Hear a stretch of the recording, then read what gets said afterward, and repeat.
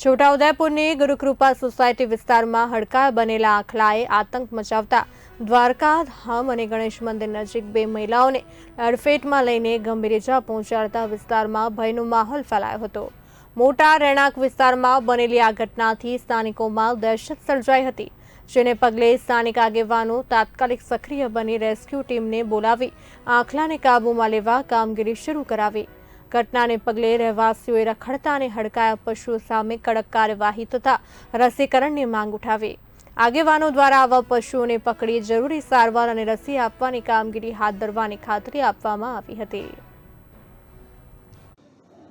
આજે ગુરુકૃપા સોસાયટીમાં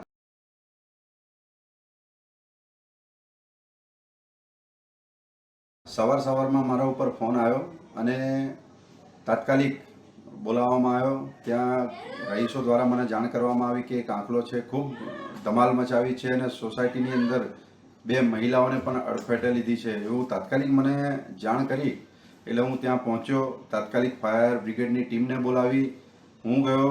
અંકુર પંચોલી જે શહેર પ્રમુખ છે એમને બોલાયા, જીમિત રાઠવા છે એમને પણ બોલાયા અને એક અમારા મિત્ર છે લકીસિંહ એમને પણ બોલાયા અને બધા ભેગા થઈ અને આખલાને અમે રેસ્ક્યુ કરી લીધેલું છે। અને અગાઉ